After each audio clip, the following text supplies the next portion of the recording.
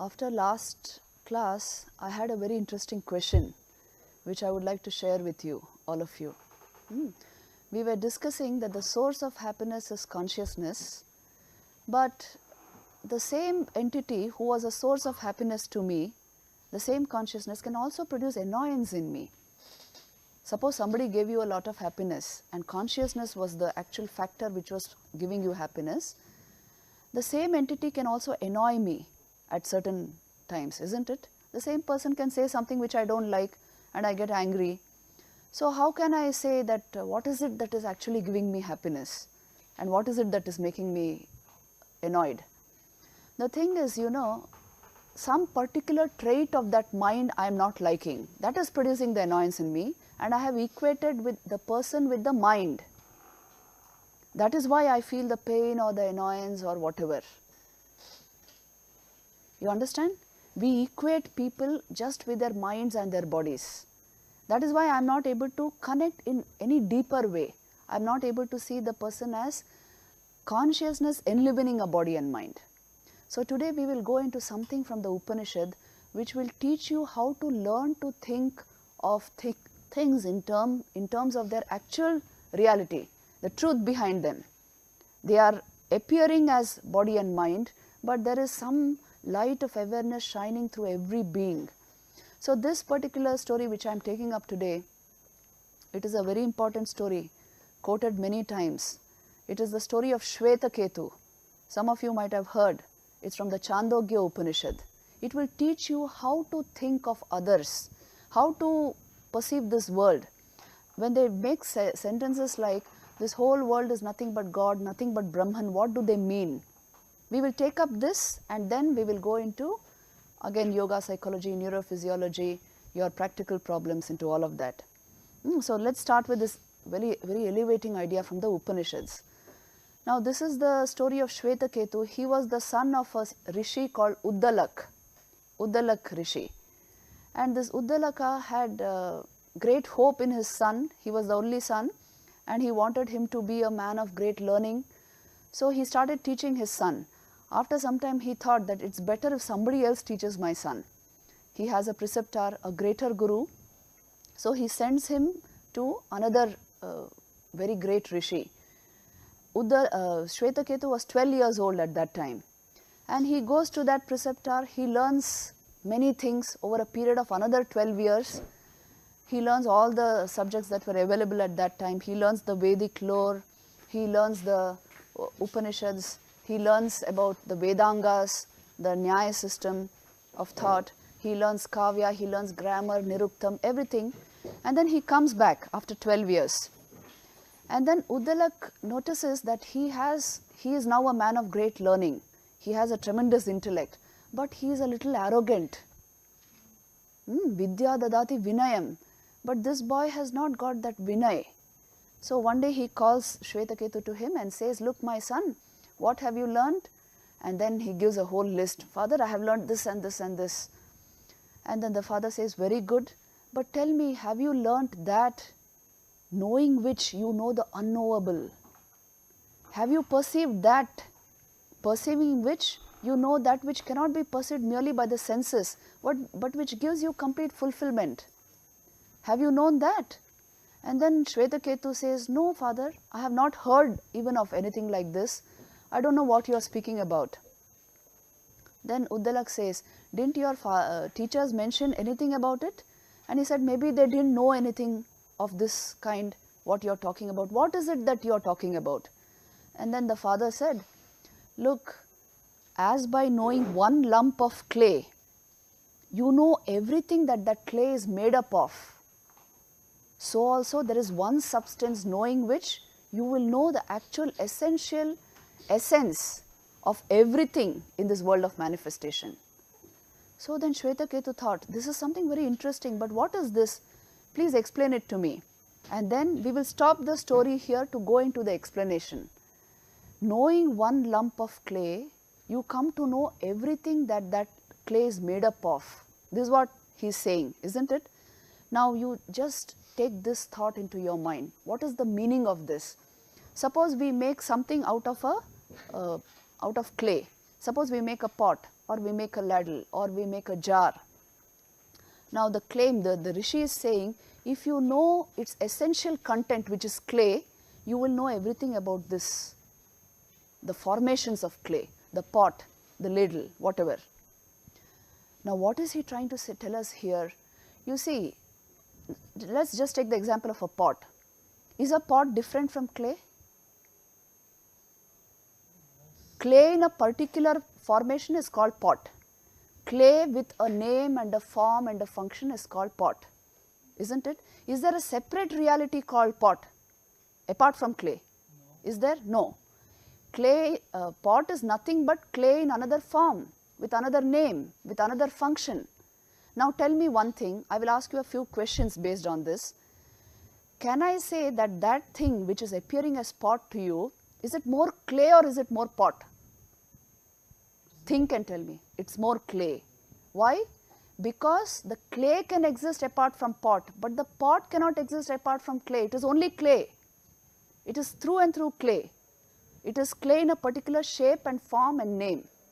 So the clay is the reality about the pot. Let me put another question here. Corresponding to this word called pot, is there a separate entity? Suppose you don't think of clay for the moment. Corresponding to this idea of pot, the name of pot, is there a thing separate from clay? Is there an entity separate from clay? Is there something called potness apart from clay? Can you show me the pot? If I say I will take off the clay, you show me the pot. Can you show me? No. There is nothing called pot apart from clay. See this. There is nothing called a wave apart from water.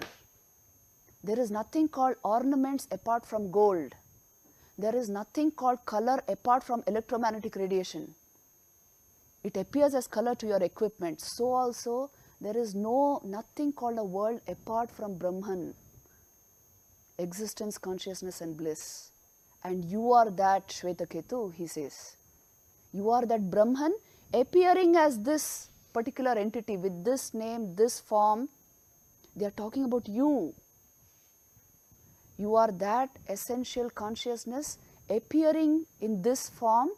You see, you were not born with a label, isn't it? A name was given to you. As you grew up, you attained a particular form. You got a particular personality. These are all upadhis added on to you. What is your essential substance? It is that consciousness. Just like how there is nothing called a pot apart from clay, there is nothing called a wave apart from water, there is nothing called you apart from consciousness essentially. The name, form, function, everything changes, isn't it? So then now can I say, observe this carefully, can I say that the pot is an appearance of clay? I can say that the wave is an appearance of water, or the bubble is an appearance of water. I can say that color is an appearance of electromagnetic radiation. I can say you are an appearance in Brahman, the supreme reality. This is Advait Vedanta for you. You are nothing but that supreme reality in a particular name and form. You are an appearance of that supreme truth. This is your real identity. The unchanging part of you is that consciousness. The light in your eyes. You are more the light in your eyes than you are those eyes. Learn to identify yourself with this. You see, this is what Vedanta is pointing you towards. Your own unchanging identity is this. You see how logically they have led you to this point.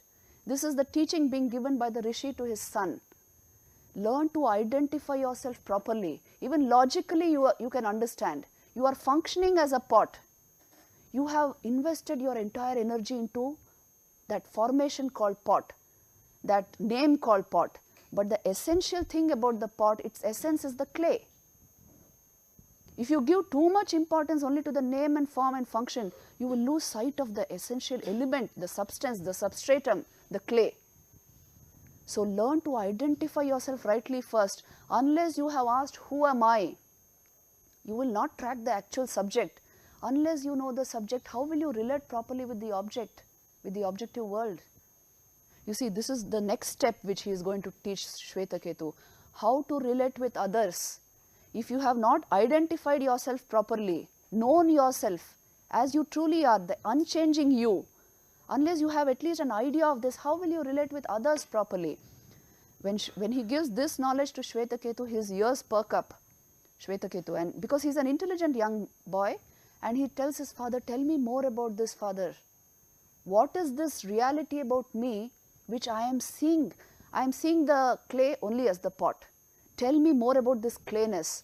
And then Uddalak Rishi tells him, my son, you see this huge Nyagrodha tree. The Nyagrodha means banyan tree. All of you have seen banyan trees. So you see this huge tree. Now come on, get me a fruit of that tree. And he runs up and gets a fruit of the tree. Then he says, cut open that fruit. Tell me what is there. Seeds are there. The seeds are so tiny. Now break open a seed.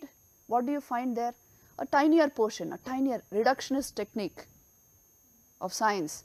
Cut open that and see what is there. Finally, well, I don't see anything. Then the Rishi says, Uddalak says, that which you are saying, I don't see anything, that thing has the potency of this huge tree. It is unseeable maybe. You can't see it with these ordinary eyes. You cannot know it just like that because you can't see it. But it holds the potency to manufacture, to manifest as this entire tree. Vivekananda used a word for this. He said the tree is an evolved form of that which you cannot see. That is an involved potency which manifests as the tree. Involution, he called it. So you see, the actual potency of something which is vast and manifest can be something which you cannot even see, but that holds the essence. And something like your genetic code, you see, that is responsible for the whole human being, isn't it? It's already written, encrypted there, what that human being will be like. Can you see your genes or the chromosomes? You cannot see your genetic code, but you have instruments to track it. So also the essential you cannot see it, you cannot hear it. So long it has not been perceptible to the senses. You cannot find it through the senses, but you can intuit it through your own mind. Through meditation, you can turn your mind back to that source, and that is the real you. Tattvamasi Svetaketu, he says. You are that essence which is manifesting as this tree, which is manifesting as this human being.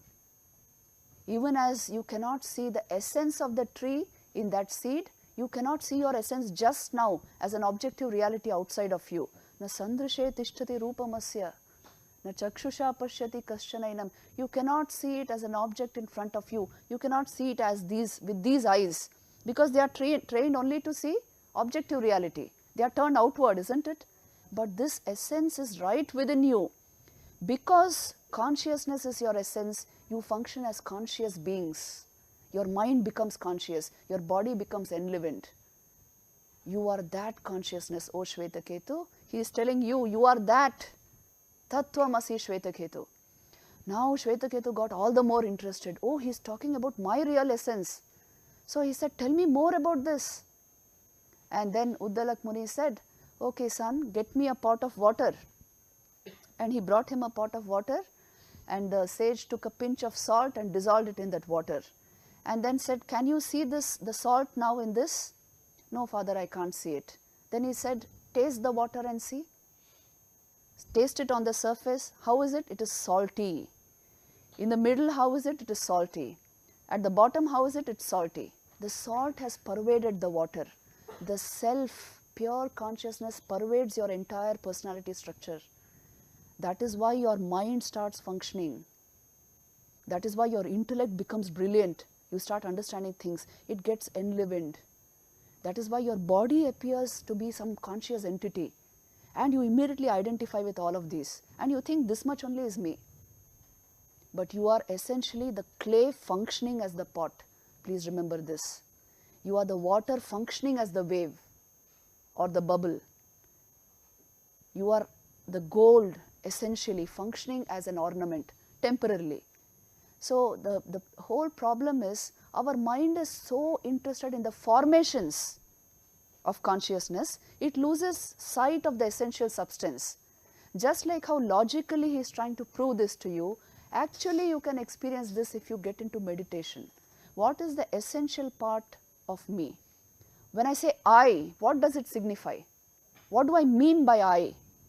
You can turn back the mind to its source. There's a technique to do that which we will discuss later on. But you see, by following this kind of a logical course, what do you come to? What is the conclusion he is trying to make? You are that essentially, O Svetaketu, he says. You are that salt which has got dissolved in the water. You are that essence of the seed which manifests as the tree. You are that lump of clay which manifests as pot or ladle or whatever you make out of it. Tattvamasi Svetaketu. This is the story. This is, if you learn to perceive yourself as this essential thing, consciousness itself, you will learn to perceive everything as another manifestation of that consciousness, isn't it? It is again an appearance of that reality alone. So then you learn to relate with others properly. You learn to relate with the world in a mature way, in a spiritual way. Otherwise, how will you see others? If I learn to look upon myself only as body, I will see only as body. If I see myself only as confused thought, I will see only as confused thought, only as mind. So learn to identify yourself with the essence of your being. This is what he is saying. Vivekananda baar ye kehte the. He used to say, he has given many lectures on this. In Gnan Yoga lectures, you will find the real man and the apparent man. You have identified with the formations of consciousness, with the manifestations of consciousness. So you think you are only the body and mind. You are essentially the Atman, pure consciousness functioning through this. So learn in some way to identify yourself with this, and your very worldview will change. Vivekananda used to say, what is this world meant for? Many times we ask this question, na? Ye sansar kyun hai? Ye creation kyun hai? He used to say it is a moral gymnasium to help you take exercise and become strong, to help you go back to your source and see the reality of things as it is. See, just now you yourself told me the reality is clay appearing as pot. The reality is Brahman appearing as this world of diversity, multiplicity. If you analyze your own being, you will see you are essentially awareness functioning through body and mind. So also is everybody else. You are that light shining in your eyes, the light of awareness, functioning through a body and mind. और एक बहुत सुंदर anecdote let me tell you here. It is from the life of Raman Maharshi. आपने सुना है रमन महर्षि का नाम? He was a saint, a sage of Tamil Nadu, Tiruvannamalai. Once somebody asked him, आप ये follow कीजिए, बहुत interesting है. Somebody asked him, why is there this creation, this world? And he said, look, can your eyes see themselves? Can your eyes see themselves? आपकी आंखें खुद को देख सकती हैं? नहीं. Your eyes cannot see themselves. What do you require to see your eyes? A mirror. So that man said to Raman Maharshi, I require a mirror to see my eyes. Then Raman Maharshi said, creation is the mirror in which your eye sees itself. Catch this point. Creation is that mirror in which your eye sense sees itself reflected. This is the Vedantic concept which I am trying to give you. Others, last class हमने ये discuss किया. What do others mean? It is I in another form, functioning under another name. The same awareness is getting manifested through everyone under different guises.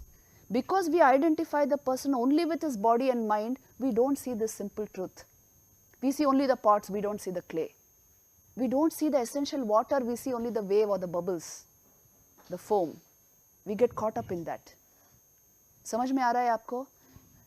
ये संसार ही क्या चीज़ है? It is that mirror in which you can see yourself reflected. If you see yourself reflected, you will relate with others in a deeper way, in a worshipful sense. Vivekananda ये हमेशा कहते थे, the world is there for you to worship and see, worship God there, because essentially it is awareness manifesting through different forms, isn't it? This is the actual reality of life. So थोड़ा सोच के देखो, Advaita Vedanta is telling you reality as it is. When our confused mind comes into operation, you will only see the formations of consciousness. You will see the manifestations of consciousness, which are body and mind. So you identify people only with body and mind. You understand? This is the mistake we make. This teaching is taking you to the heart of things, the source of things, to reality as it is.